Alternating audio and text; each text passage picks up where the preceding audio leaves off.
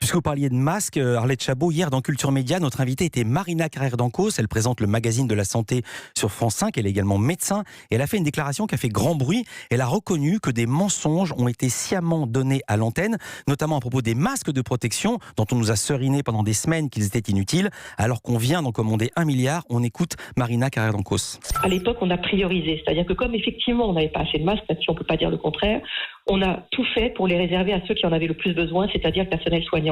Donc effectivement, est-ce que la population ne se rue pas dans les pharmacies pour acheter des masques, pour que tout ce qui existait comme stock puisse être réservé à ceux qui en avaient le plus besoin pour ne pas propager cette épidémie et pour se protéger. Donc c'était un mensonge qui était difficile à... On a menti sciemment, en gros. Sciemment, mais parce qu'il n'y avait pas tellement d'autres solutions, et c'était pour une bonne cause, puisque c'était pour le personnel soignant, c'était pour protéger en l'occurrence la population et le personnel soignant. Est-ce que là, il aurait fallu dire exactement la vérité?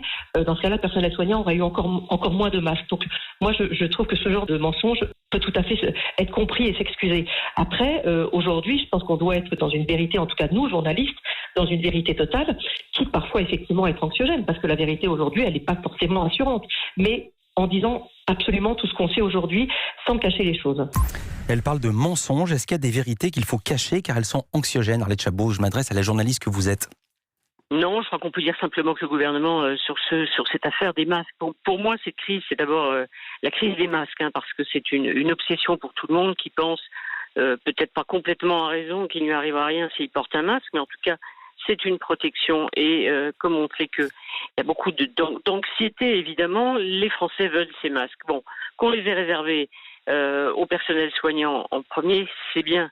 Après, il faut dire que oui, que le gouvernement a manqué de transparence, parce qu'au lieu de dire, il n'y en a pas, mais on dit ça sert à rien. Il nous a expliqué que ça ne servait à rien, ce qui évidemment est faux. Après, on est dans la crise aujourd'hui. Alors demain, quand on en sortira, on sait que il y aura des commissions d'enquête parlementaires, on saura qui n'a pas conservé les stocks de masques qui étaient prévus par la loi de Roselyne Bachelot. On saura si le gouvernement a manqué de réaction et a tardé à commander ces fameux masques.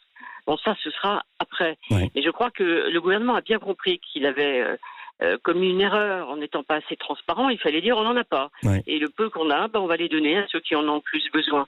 Donc aujourd'hui, avec cette pression, ces interrogations répétées, on a vu qu'il a changé de stratégie. Aujourd'hui, il est plutôt dans la transparence. C'était le changement, allez, si je fais un peu de politique, c'était samedi dernier et la conférence de presse du Premier ministre.